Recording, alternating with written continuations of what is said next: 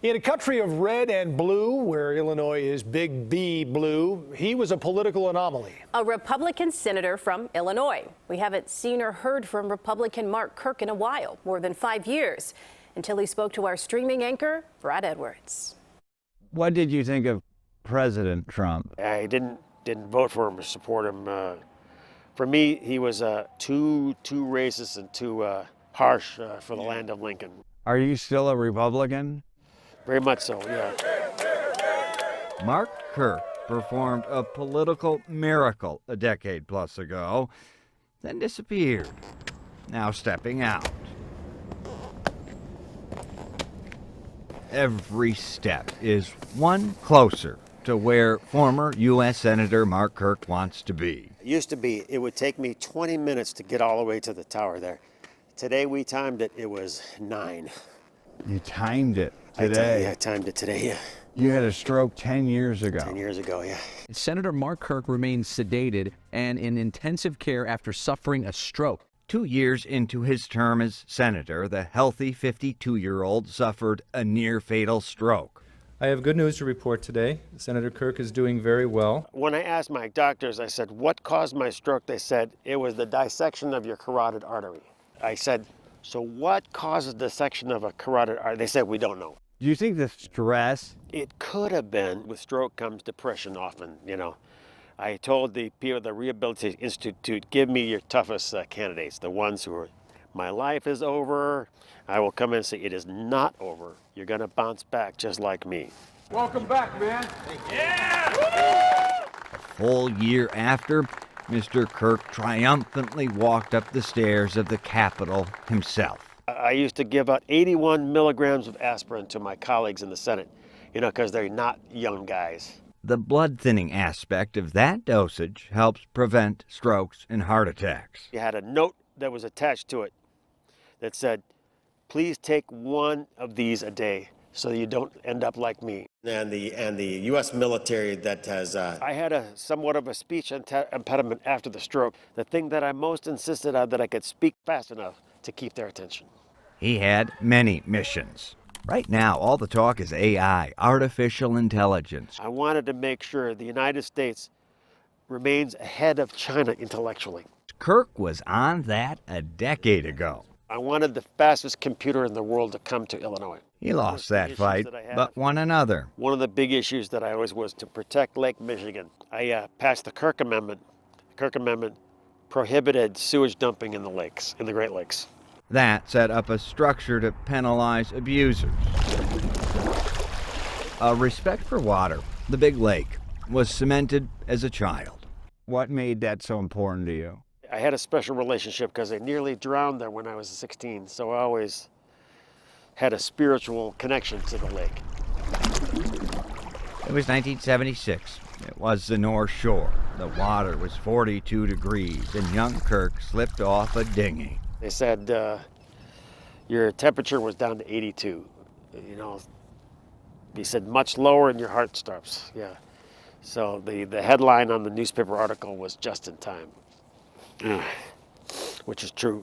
It's also true he was a bit of an unexpected senator by his own admission. From a Coast Guard rescue to naval intelligence officer, call sign Rooster, to congressman, to... This is just in from the AP that Kirk has been declared the winner. Do you remember that night? Oh, yeah. My name is Mark Kirk, and I'm going to replace Roland Burris in the United States Senate. This is a Democratic state. I'm not going to prevail. This was before the election results came in. Yeah. So I even reached out to one of my friends in Afghanistan. Hey, you need any help out there? I might be kind of free right now. Congratulations, Senator. Welcome. Mr. Vice President, thank you. Thank you. Mr. Kirk wound up not in Afghanistan, but Washington, a stunning win over Obama-backed it-boy Alexei Janulius, the now new Secretary of State. You remember that? Oh, yeah, that beer summit. They had a summit over suds when it was over. He did the beer summit with me, and during the campaign, I grew to like him more and more. Now I'm very proud that he's the guy that's going to be signing my driver's license. Thank you, everybody. And in the latest race, I was thinking about voting in the Democratic primary so I could vote for him. Alexei Giannoulias. Alexei Giannoulias, absolutely. I almost wish he had called me and say, hey man, I need some Republican backup. I would have given it to him. That does not happen anymore. People are too divided. And the important thing is to remember when you're in the Congress, people have to understand that you got to put patriotism before party. Right now, if you're only playing to the base, you have to be this partisan warrior. Do you think January 6th was an insurrection? To attack the Temple of Freedom. Had I been in the chamber, I would have certainly done everything possible to prevent the physical violation of the Capitol. My walking speed is now 3 times faster than it used to be. Are you happy now? Oh, yeah.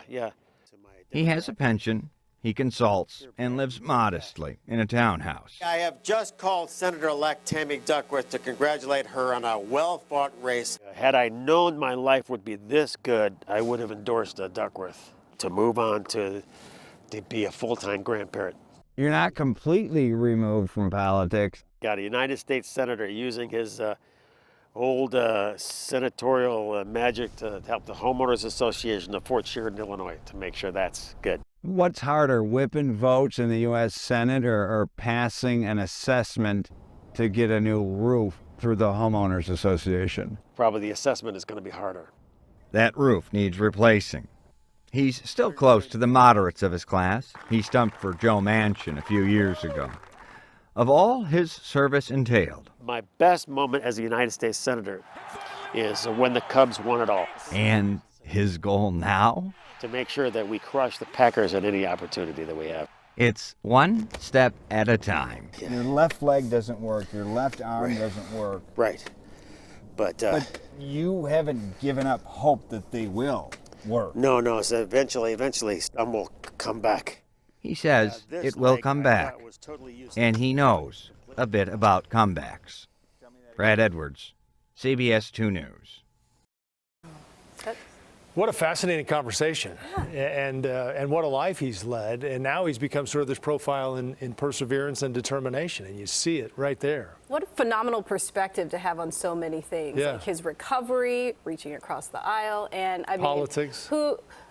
Who doesn't love when you can put the Cubs and the Bears Right. into something Yeah, like that? he checked every box. Yeah.